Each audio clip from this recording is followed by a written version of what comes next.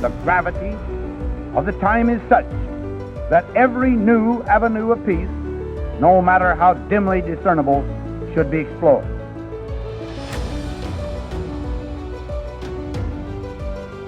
Never before in history has so much hope for so many people been gathered together in a single organization.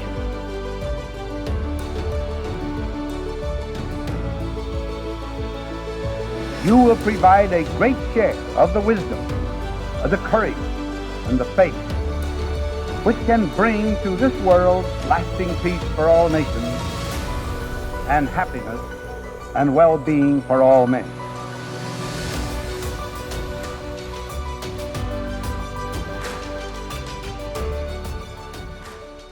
So we are here today with Rickey Ruff, who is the Managing Director of Global Nuclear Concepts. And this is a very special episode, everybody, because this is the first in-person one that we're doing since the start of COVID. So Rickey, welcome to Titans of Nuclear. Thank you very much. I'm honored to be here. And honored to be the first back from COVID as well. Yeah. Well, listen, I mean, you combine two very interesting worlds, the worlds of fashion, the world of nuclear, and I can't wait to get to that. But first, we have to learn more about you as a person.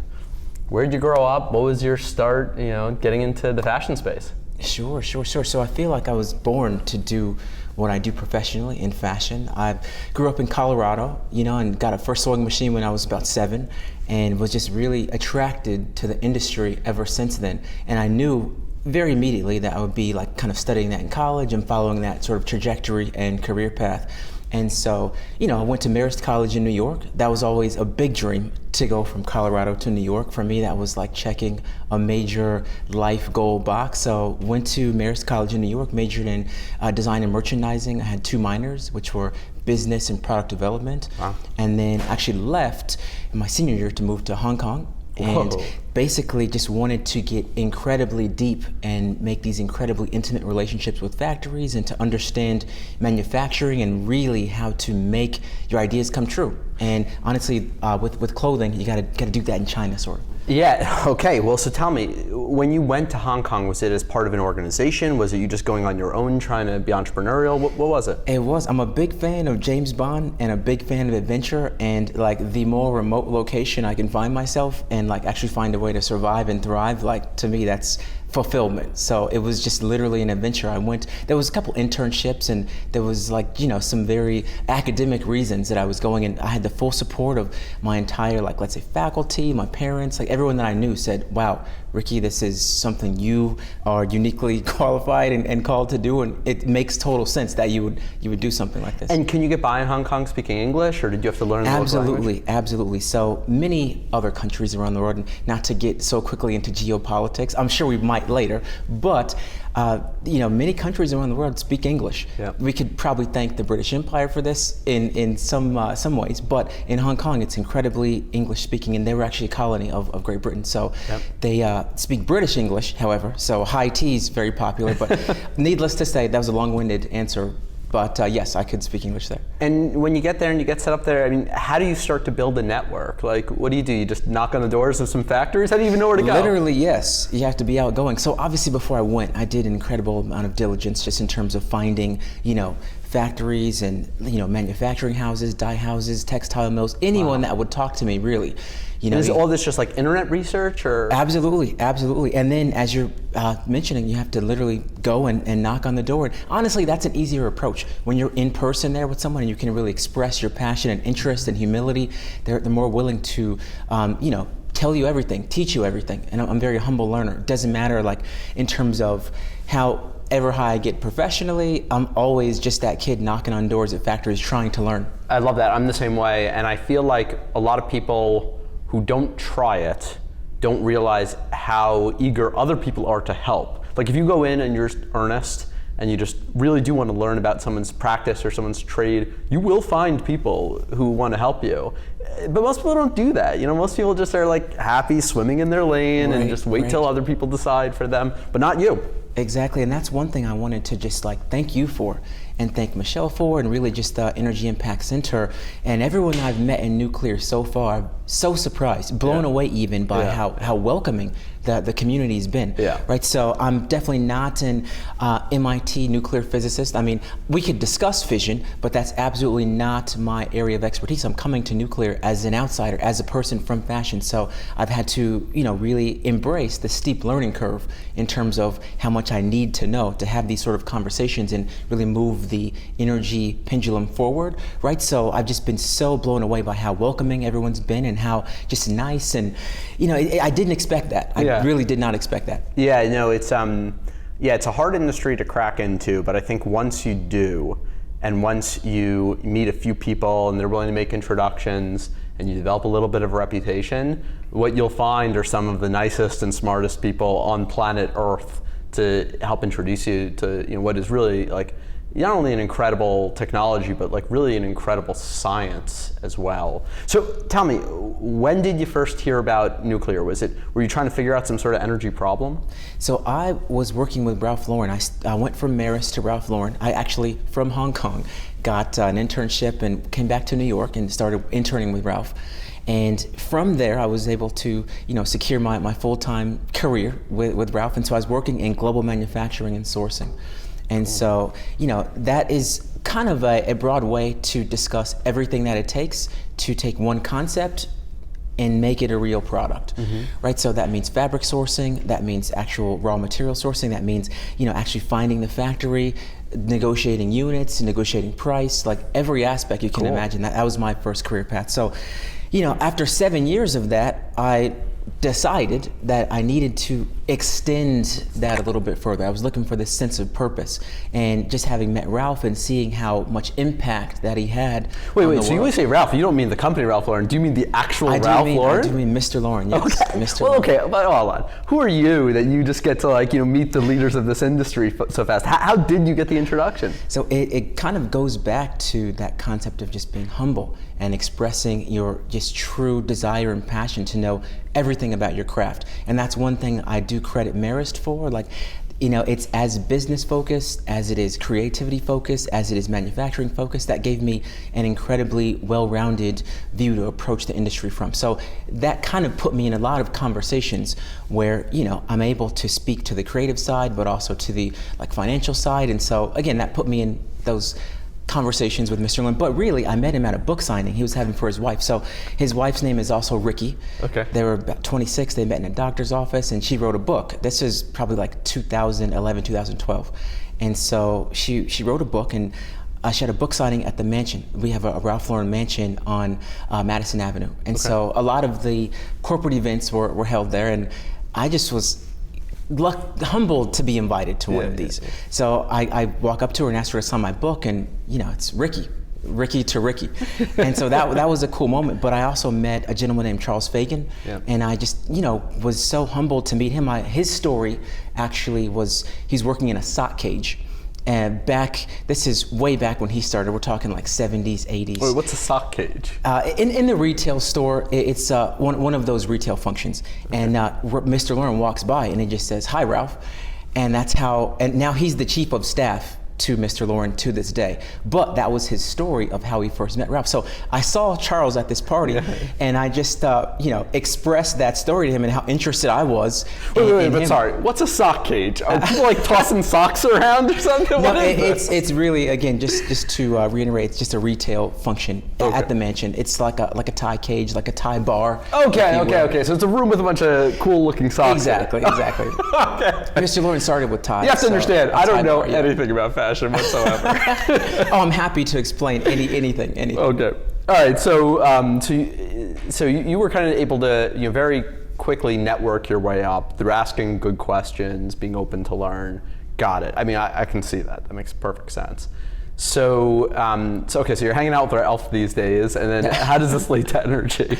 So I need to clarify. I was fortunate enough to meet him back in 2012, and we had a conversation, and I told him about my past, and I also played football, and just mentioned how in love with the company I really was, and he told me, you're really cool, you have a lot of style. And from there, I was able to just continue to go back to work. We have a few different offices. I say we. I do still feel very much a part of the company, but I do say, I should say Ralph Lauren, the company, has offices around New York. So I was working in the 35 West 39th Street office, and also on the 7th Avenue office at this time. So, there's also the Madison Avenue office. But again, I just went back to work, went back to doing my job, but had the opportunity to work on one of the softwares that we were transitioning into for all the manufacturing teams at the company. It's like an inventory tracking software or something? More like a production software. More like a production software. So basically end-to-end concept to So you can actually product. do design work in the software. You can, and you build your tech packs and you communicate that. It's an industry standard now, but back then we were just transitioning onto it. So I got It's kind of like Autodesk Suite, but for the fashion industry or something? That's exactly it. Okay, That's great. exactly it, yes. Okay, please continue, sorry. Oh no, pardon me. So yeah, I basically got a chance to work from this project on the runway collection. So it was kind of a full circle moment when I would have more, let's say, interaction with him just working on the runway collection. But it is a situation where there's, thousands of people that work at the company. So I was just incredibly fortunate to be able to have that interaction with him. But I say all that to say that I was just so impressed with his sense of purpose and his sense of impact on the world through his craft. So inspired by that. So just personally, we have an office in Geneva, Switzerland. I say we again, sorry. But there's an office in Geneva, Switzerland that I had the opportunity to also travel to a few times. And then from Hong Kong, some of my best friends that I lived with there lived in Zurich. So I was going to Switzerland every year, basically, since 2010.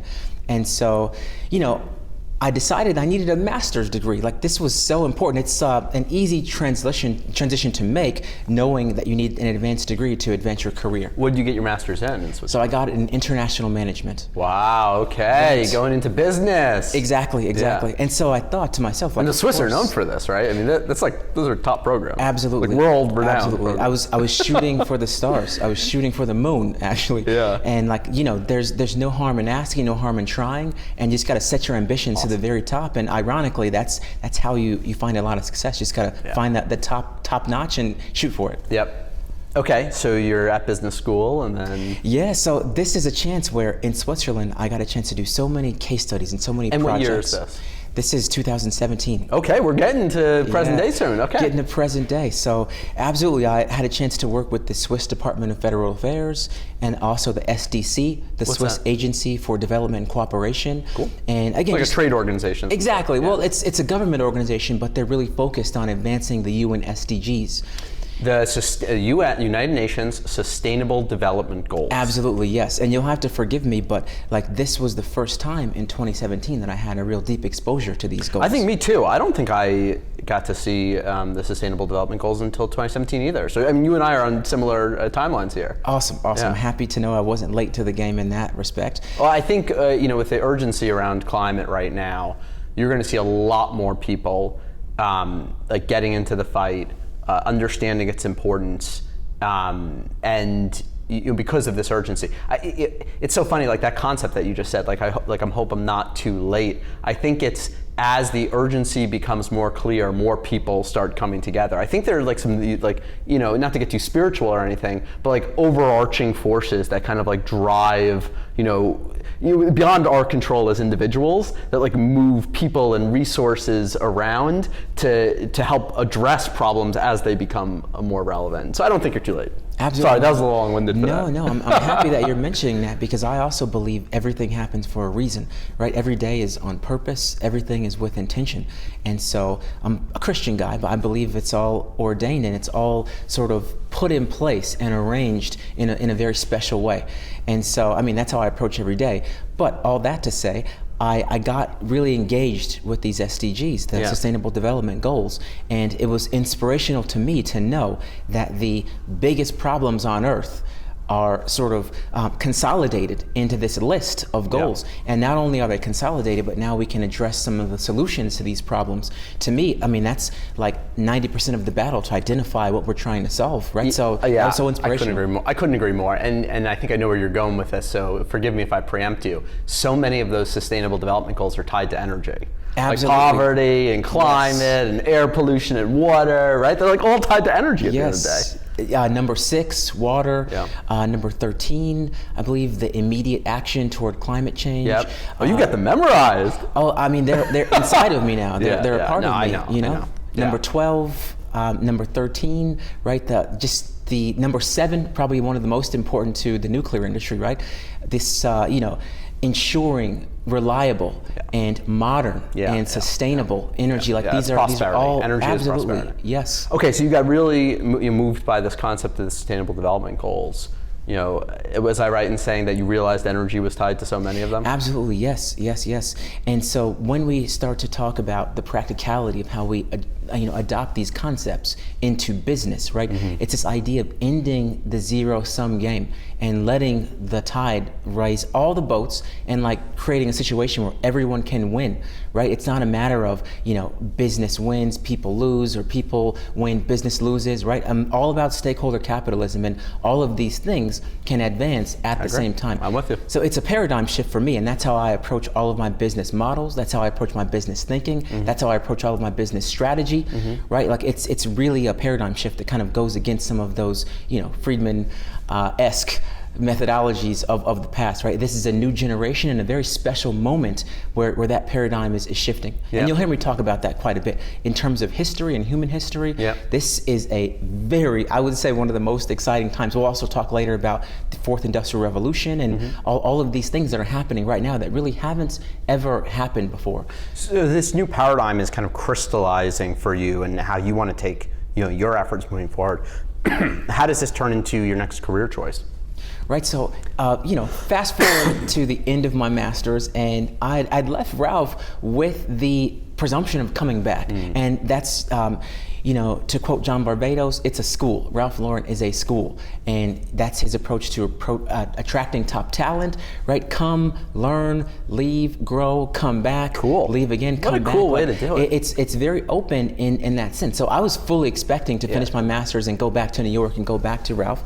However, there were so many other opportunities that were like kind of bombarding me at this point. So there was an office in Geneva, there's a Ralph Lauren office in London, there's one in Hong Kong, and so I thought that was like a very logical next step as well. And I kind of fell in love with Switzerland. I mean, understandably, again, forgive me for being a little obvious about that, but when I got there, I was like, I never want to leave here. Yeah. And Europe so cool. was just like a really incredible experience. It wasn't my first experience there, but I think it was my first experience as a resident and living there and spending some extended period of time there. And sorry, which city were you in again? Lugano, Switzerland. So it's in the south, on the Italian border. It's on the Italian border in the south. Okay, interesting. I think I went to Geneva, it must have been when I visited CERN. Okay. Their research agency. But yeah, I loved it. I mean, when I showed up there, I flew in the night that they were playing in the World Cup. Oh, wow. And I flew in and I took the train in, from the airport to downtown, and there was just this mass of people. Come on, it's like Europe, it's soccer, and I was only there for a few days, but I really got to enjoy that culture as well too. So I'm not surprised. Yeah. So I was really, also interviewing with some other brands. They just kind of approached, like I had many interviews and conversations with Gucci and also Louis Vuitton, and there were roles in France and roles in Switzerland and roles in Italy, and I was really, considering all of this quite heavily. And then I actually got a call from Adidas, and that's what took me out to Los Angeles. And so, working in Hollywood and Beverly Hills, and I was living in Calabasas and Woodland Hills, and that was like something. Well, what was the call from Adidas? What kind of job did they offer you? What did they want you to do? So I started there as a creation process manager. So I was working with Kanye on the Yeezy product. And that's a big deal. Very cool. Yeah, I mean, I know people who like call themselves sneakerheads. I think that's a term, right?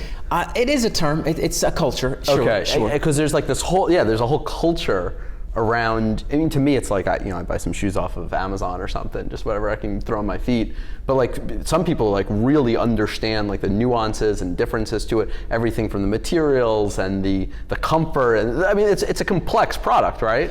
Absolutely. If we talk about apparel versus footwear, right, they're two different levels of comfort and fit, and just if we look at the way the human body's set up. There are two different processes, right? And then if we talk about creation, it's two different ways that you need to produce. So clothing, we're talking a lot of materials, a lot of focus on comfort and tailoring, right? So that's the next thing I was going to ask you. I mean, material science, and this comes back to nuclear as well, it's like a constantly evolving space. As scientists in a lab cook up a new type of, polymer, does that find its way into the footwear world as Of course. measuring how someone might walk a little bit differently, or give them some bounce to their step, or conserve energy, or last a little bit longer? Are these am I just making stuff up, or are these all variables that people consider? You're absolutely right on track, right? And that was sort of what I learned in recent years in my career, was this idea of engineering that takes place, right? So there's opportunities at clothing brands for all kinds of careers, so, right? Economists, lawyers, obviously fashion design people, but engineering is another big part of that. So absolutely yes. And so this kind of takes us back to the period in which I was, before I came to Adidas, there was also a job at Dow DuPont that I was applying for. Yes. They have a whole division on protective apparel. And so I flew a couple times to Luxembourg and got really deep in their interview process as well. But I would have been based in fire Luxembourg. suits and stuff, or So yes. So for this, let's say, interview, I did a few projects, and I got a chance to go deep into, let's say, what the firemen material, what they use on their suits. I also looked at F1 and what they use in their racing suits, and even those fire retardant racing gloves. Right. I talked a lot to people in the military. I had a few family members in the military. So this is just another example of your insatiable curiosity and how it's driven you from place to place. Absolutely. So tell me, energy.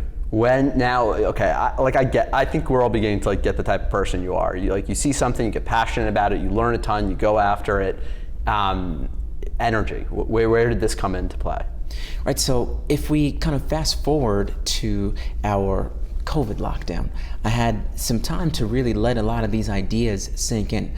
Right. So I got a chance to read a ton of books and just really get deep into what could transform a society, what could evolve a society, what innovation is really about, right? Because I went directly from my master's right back into industry. So, this period was, some people, gained 50 pounds and stayed on the couch, but I really saw it as an opportunity to let a lot of these ideas just sort of marinate. And so, I also got this sense of responsibility. So I'm very much in love with fashion. You'll understand that a lot of people in the fashion sustainability space tend to attack fashion.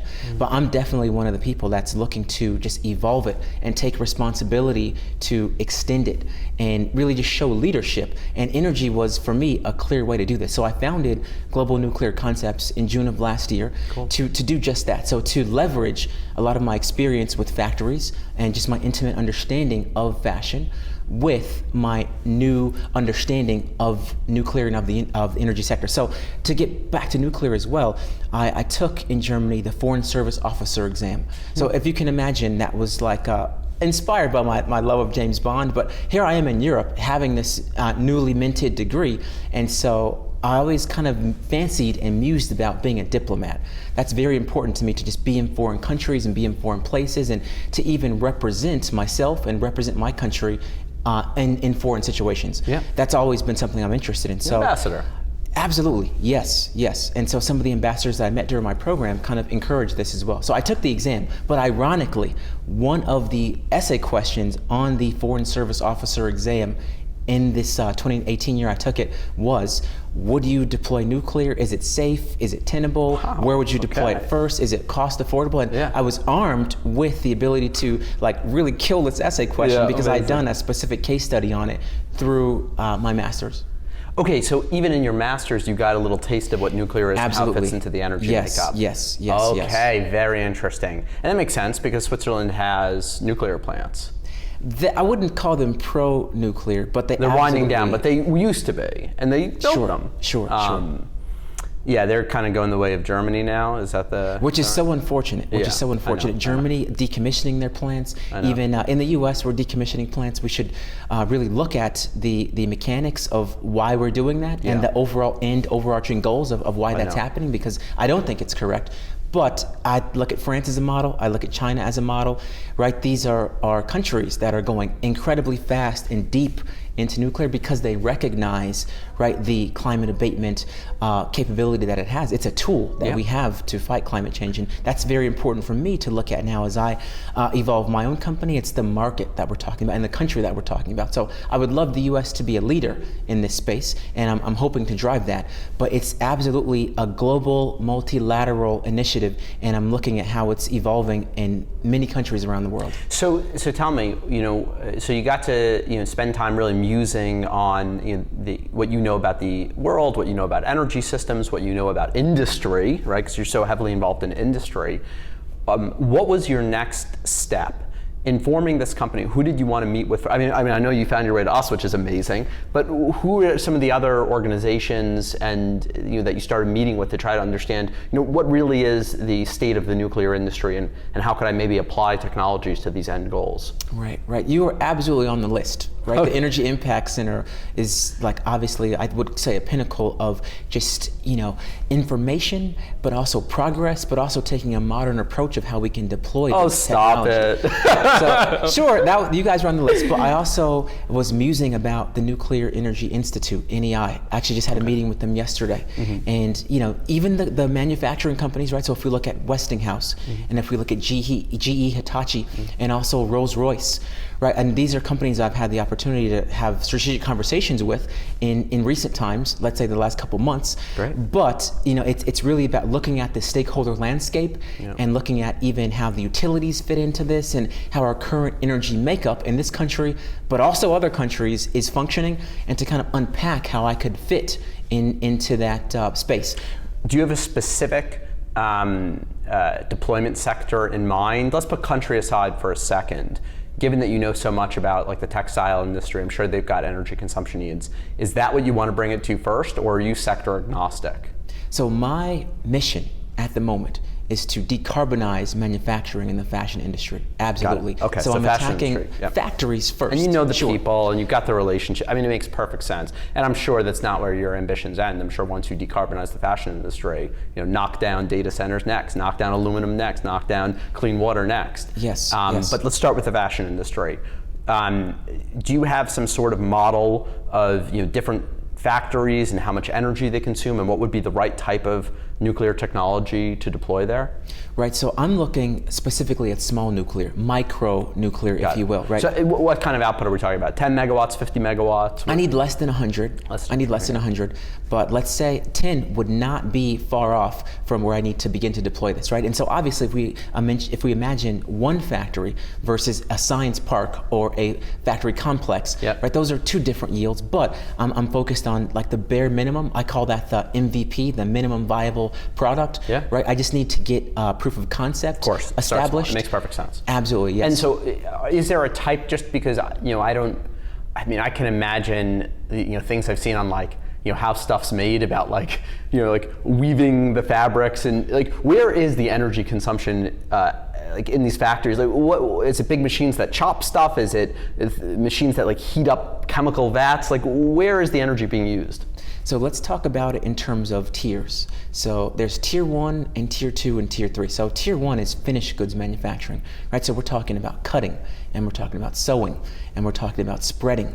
And this is electricity. They just need to run big machines, essentially. Exactly. Okay, what tier was that again? Tier 1. Tier 1, okay. Tier 1. What's tier 2? And we're also looking at the scope of emissions, right? So we're talking scope 3 emissions at a tier 1 factory. Okay. Right, so I'm definitely attacking those scope 3. I think brands do a good job at the moment attacking the scope 1 emissions. Wait, what are the different scopes? So if we talk about scope 1, scope 2, and scope 3 emissions, right, it's all about the level of, let's say, impact that you're having as an entity. So scope 1 is your own lights, right, your own electricity that take place in your own facilities, right? That's scope 1. Scope 2 is basically going into, and this is something you could probably even teach me about, but scope 2 is really the energy footprint from the electricity that you purchase, from the energy that you need that you purchase. And then scope 3 is going to be all of your, let's say, supply chain energy footprint that happens. So that's, again, the majority of the emissions that take place in fashion are coming from the scope 3 area. So that's the one I wanted to attack. We spoke earlier about kind of setting the ambition as high as you can. Yeah. That's the biggest area of impact that I can have. So you can go to big global brands that are tracking the life cycle emissions of their entire supply chain and say, hey, listen, we can help you meet your climate goals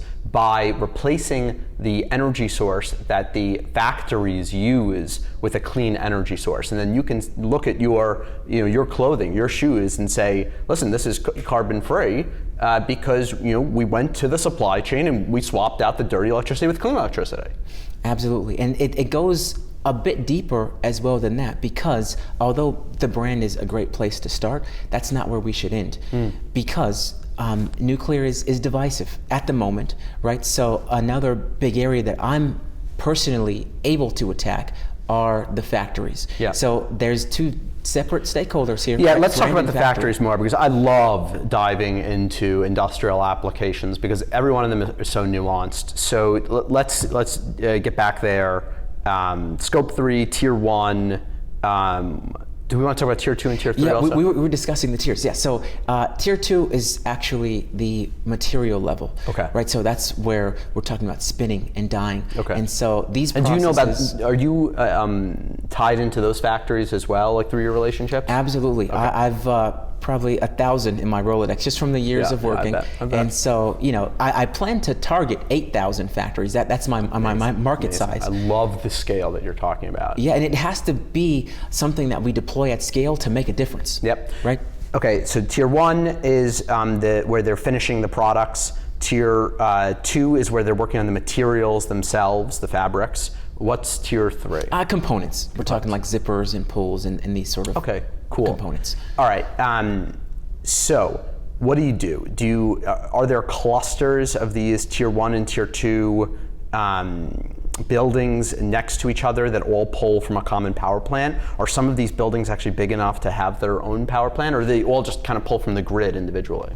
So that goes into our strategy in terms of the output that we need in a factory, and then that also informs the kind of partner that we need to sort of provide that right-sized power output. So at the moment, my plan is to deploy a reactor per factory. On site? On or site. Have it somewhere else and then do something across the grid to pay some fees to get the electrons there, quote unquote. So I'm absolutely looking to deploy these on site. However, if we look in some of the developing countries, right, there's the people, the factory workers, and I've sat and shared meals with them and had conversations with them and really understand the deep aspects of their life. Many of them live on site as well. It's actually providing there's a whole them, complex. Yeah, exactly, yeah, yes. And these are like seasonal workers, like they come from the rural areas, then they're like put in like some sort of dorm style accommodations when they're working the factories, and they go back home hopefully, every now and then. For Chinese New Year, typically, they're very nice. Like there's been so much negative reporting on the conditions at factories, but all of the ones that I've seen, it's really an incredible opportunity to find this work if you are a worker in a developing nation. Well, that's good to hear, because sometimes you only hear the other narrative. Exactly. Yeah, and it's like, people are choosing to move from the rural areas for a reason. Like sometimes they don't have like basic sanitation out there. So I understand that they have to like work pretty hard, long hours, not a lot of pay compared to what we think of in the Western world. But like a lot of people are making this choice for a reason. It's probably because they have an increase in standard of living by making that choice. Absolutely. Even 10 years ago, we're looking at a situation where issues like female empowerment, women's empowerment, right? It's shifting the paradigm in the developing world because, all of a sudden, these factory workers that come from their villages to work at a factory, they come work for a season and never come back because they've made so much money that they don't have to. And now if we're looking at the way households are structured, women now are the head of household because they're the ones that are actually buying the house because they've made the money at the factory and they've gone back to their village as a semi-rich, relatively speaking person. So it's that paradigm shift that I intend to use this technology as a leapfrog technology, right? If we talk about what happened with cell phones in sub-Saharan Africa, right? There was no telephone grid, right? And they had no opportunity to build one. But because the cell phone was invented, you don't need one, right? So that's what I'm looking to deploy nuclear power in the sense of, right? We don't need to address the old power grid because we're creating a brand new one. Got it, love it. Technology. I mean, this is one you've identified. It's so just I love the fact that you came from outside the industry and so quickly identified so many of the same things that we did. That you like, especially these industrial applications, the smaller reactors. I mean, we can use this to revitalize the whole industry. Absolutely. And to your point as well, not to cut you off, sorry. No, please. But,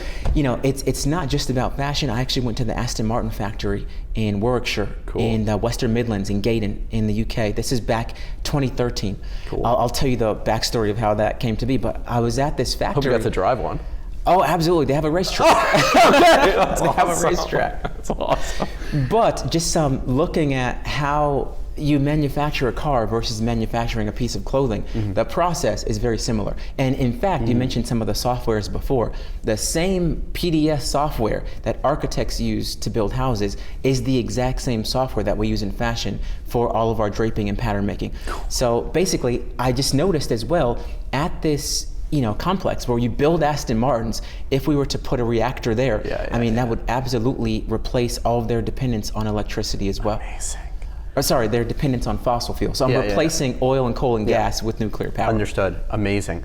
So, okay, so walk me through next steps. So you've got 8,000 factories in your Rolodex, or at least 1,000. You'll get to 8,000. Maybe you have 8,000. And you want to put, the appropriately. You find a small reactor vendor.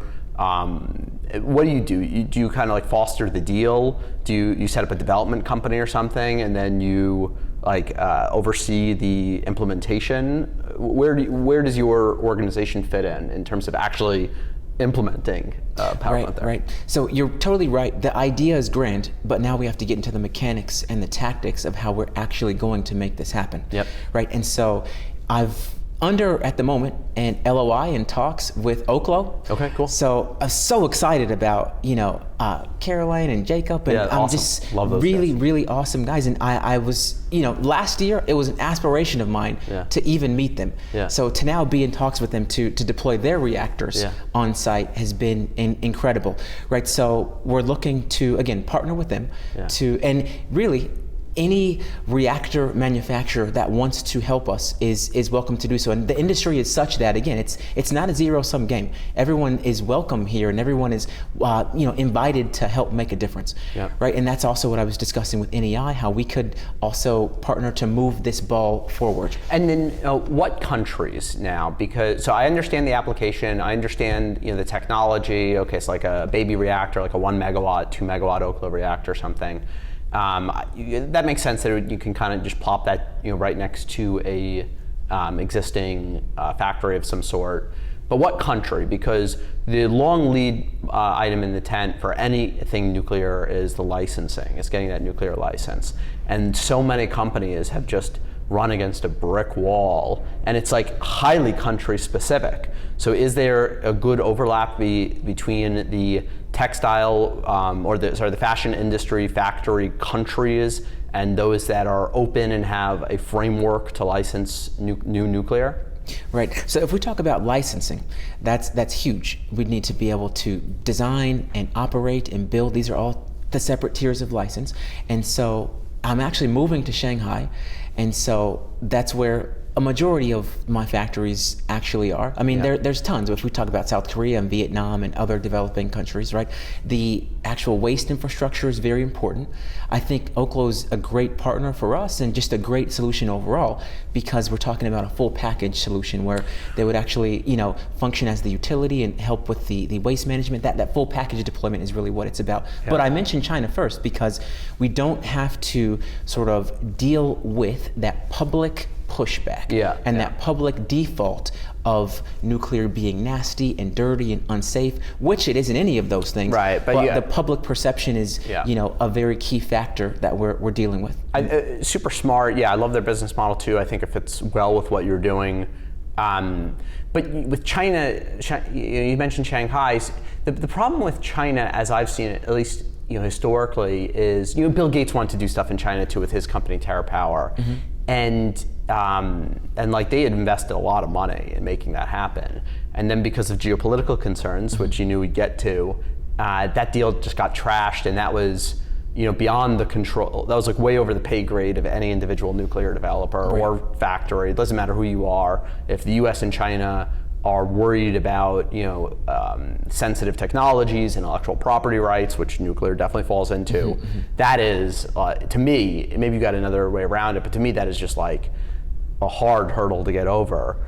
But there are a bunch of other Southeast Asian countries, I'm sure, that have similar style operations that are probably a little bit better geopolitically aligned with the U.S., where you don't have that risk factor. So how do you think about it under that context? So if in fact we look at the United States, that's likely going to be the direct path, right? There are factories here. There's tier 1 and tier 2 Okay, factories so you would actually here. sell in the U.S. No, to me, my business model is absolutely global. Okay. But it's about a phased approach. Yeah. But I'm mentioning the United States just because there are factories here, and that licensing process here, I mean, we're in DC, and that's also why I'm here in DC as well, but that is a very direct path to deploy the reactors here as well. But what I'm saying is we're not the only market. Yeah. And we're not the only people that produce, carbon. Are there any other good first market adopters that you have on your short list beyond China, beyond the US, that maybe, and I'm just always hung up on licensing because so much of the work that we've done is trying to understand, why is it so difficult to get a nuclear license, especially since so many of these issues that you brought up are just perceived issues, they're not technical issues, and the licensing bodies are supposed to be technical bodies. So why is it so hard? But it is so hard to get a nuclear license. I mean, NuScale has spent $600 million, 10 years essentially, going through the licensing process, and then they made one small change. They have to start all over again now. Maybe not all over again, but probably another 5 years, $200-300 million worth of investment. So where else? I mean, have you thought about other countries where maybe getting that nuclear license is a little more tenable? Absolutely. And so those all sound like daunting figures and daunting timelines. So I don't want to discourage anyone. I don't want to sort of paint that cloud over the solution, because again, I'll answer your question by saying the United States is not the only country in the world, and it's much easier in other places. So again, if we look at Vietnam and South Korea, those would be very, very high up. But they're not the only country. This is again a multilateral initiative. So I like that you brought up Vietnam, because we've looked into Vietnam a little bit. I think they've got maybe a 1-2-3 agreement with the U.S., which is a great start to being able to do export. And for Oklo's system, they'd have to they'd fall under the export control regime, so it'd have to be a 1-2-3 country. South Korea, another tricky one because they're winding down their nuclear efforts. Vietnam seems extremely promising to me, and Vietnam probably fits within that target zone of the fashion industry as well. Absolutely. Too, right?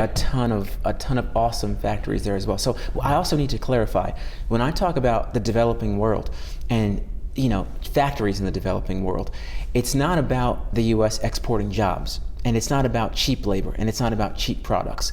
These companies, these countries, our innovation ecosystems, right? They have the expertise.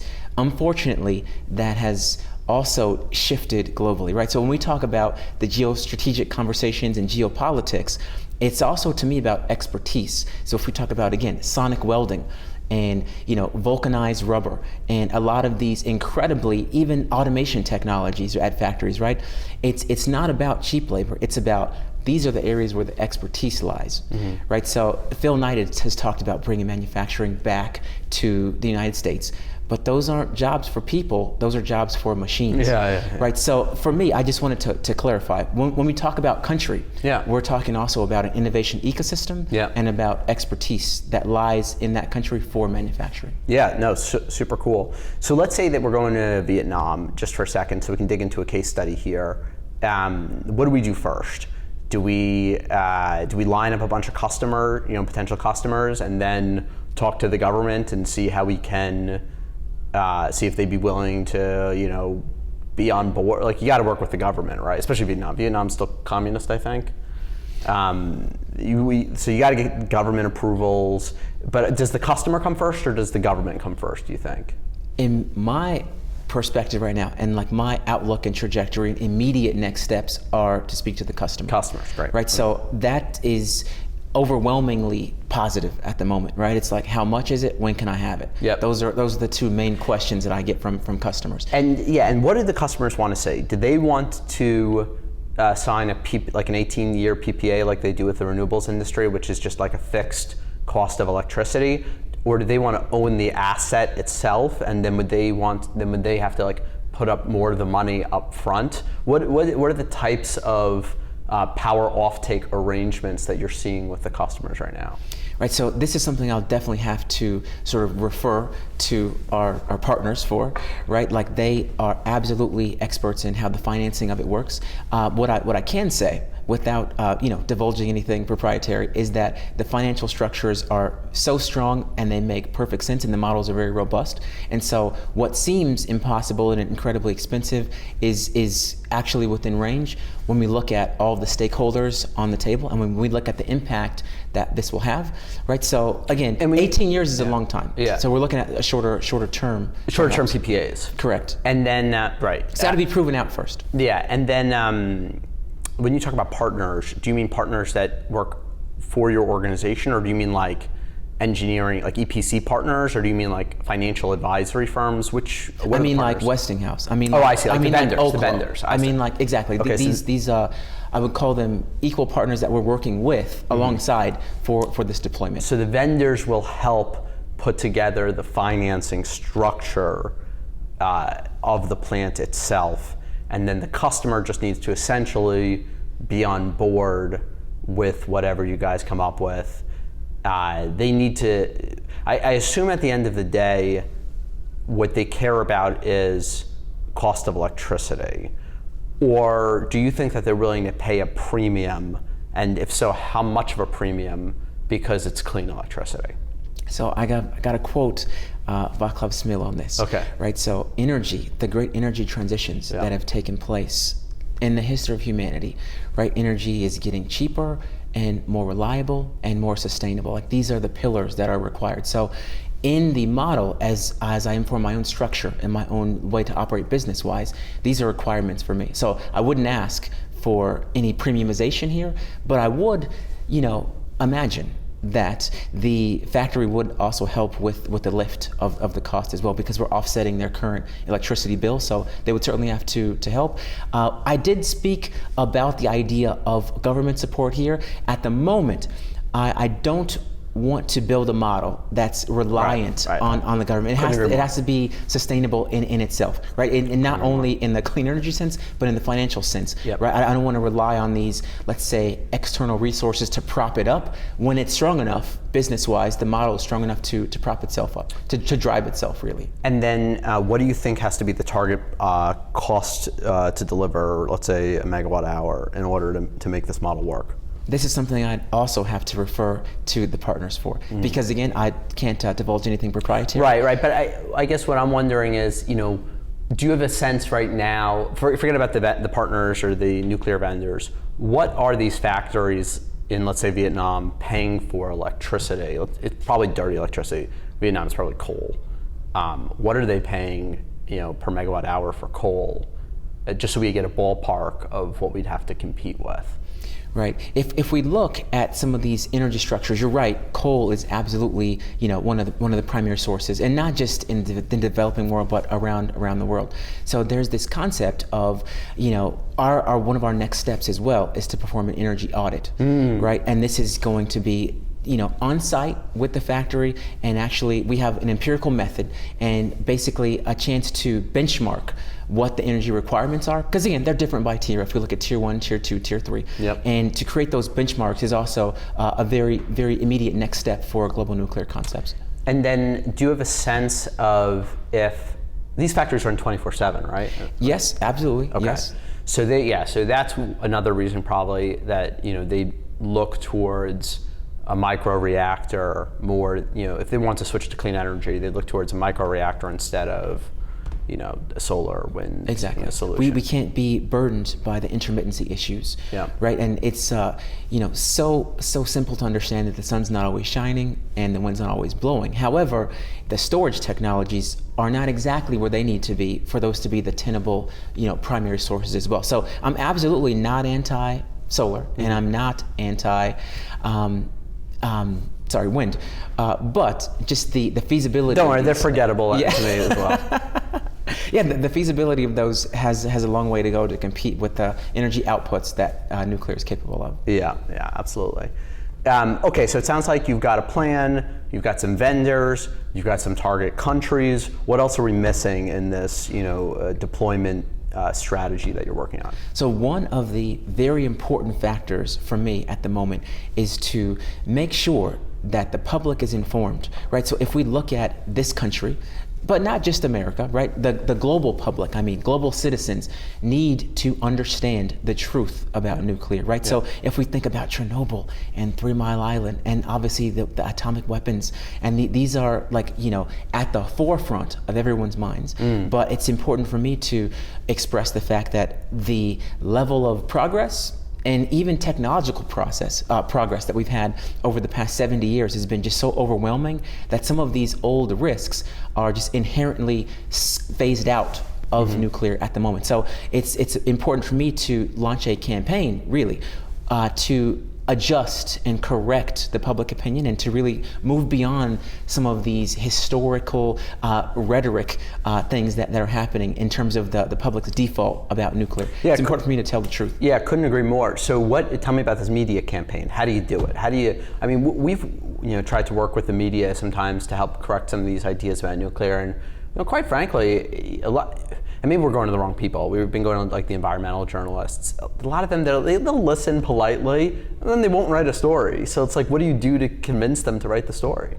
Well, there is a method, and there is a secret sauce. Yeah. And so I would, first of all, like to acknowledge the complexity of the science and the complexity of vision. And I have all due respect for the people that are working in this space on the technical side, right? I'll always take my hat off and even bow down in some respects to the scientists, right? However, when you begin to explain this science to the public, it's very easy to lose your audience, right? You're speaking over someone's head within the second sentence of your explanation. So I'm standing in that gap, and it's my goal to stand in that gap to make the science comprehensible for the public and really connect with people and very much engage with everyone. So if we look at what fashion has the capability of, it's really that on-ramp, because we're all wearing clothes, and we all buy clothes and we all participate in the industry, some of us more than others, but it's so compelling and it is so popular and so pervasive for a reason. So that really is the vehicle to get that message out there, but it's also about, again, engagement, so events. That's a big thing for me. So cool. Please stay tuned for Fashion Week. There's some great things happening. Again, when's Fashion Week? It's coming up at the fall of this year. The fall Fashion Week for the spring shows is coming up. And is this a Paris thing, or where's Fashion Week? New York Fashion Week is what I'm targeting first. So cool. Again, I was here in DC speaking to NEI about how we're going to partner and launch a series of these events potentially, and it for me is. That's the way to drive the excitement and drive just this cultural revolution. So cool. Right? So cool. Events during Fashion Week is one, right? And what would happen at an event during Fashion Week that would help educate people about nuclear? So there's absolutely, I've been talking to vendors about this as well, but we're looking to, again, make the science Sorry, nuclear vendors or fashion vendors? All the above. Okay. All the above, yes. So yeah, it's to me about driving that excitement, because Fashion Week, that's what it's about. That's when all the brands are selling their collections. That's when really the fashion public is getting together. This year is going to be ended with the Met Gala. Fashion Week ended with the Met Gala. I'm not sure if you guys have seen Tom Ford's latest letter on that, but it's just going to be so exciting. So to put nuclear in the mix of this excitement is absolutely what we are doing. And so obviously New York is for me a big target as a United States citizen, and just the proximity to New York and my roots in New York, really, that I lived on 80th and 2nd. I was there for 11 years. Like that to me is kind of a homecoming, if you will. So cool. But there's fashion weeks all over the globe. There's one in Dubai, obviously Paris, obviously Milan. Like this is something we're rolling out a campaign of events globally to really put nuclear at the center of fashion as global nuclear consciousness concepts, that is our one of our very next steps here. So cool. And then are you able to leverage some of your relationships in the fashion industry? Are there any like big brands that would get behind this as well and be like a co-sponsor? Like brands that like I'd know about? Not brands that I can reveal to you right now. Okay. But the by answer Fashion is, Week of they'll course. come out. Absolutely, Okay, yeah. absolutely. So cool. So again, this is something we're in talks to develop, like at the present, like literally today and tomorrow and the next day. We're absolutely developing this rollout. So cool. Okay, as we wrap up here today, any final thoughts you want to leave our audience with? I just want to express the urgency of climate change and really the relevance of the UN SDGs, and I just want to talk about the practicality. You had a piece about changing the world. Changing the world just got easier, right? So these are all big words and big ideas, but the mechanics of how we're actually going to actually make this happen is where the rubber meets the road. Yeah. And that's where I'm absolutely offering a strategy here, right? Dreams are great, but how is the question we have to answer. And I believe nuclear energy and the deployment is the how. You always have to be careful of a panacea, right? Of a solution that will solve everything, but I'm looking for the negative sides of nuclear, and I can't find a lot of them, right? Yeah. So if we look at carbon capture technologies, and if we look at what's happening at data centers that have high energy requirements, and if we look at even Google's data centers, right?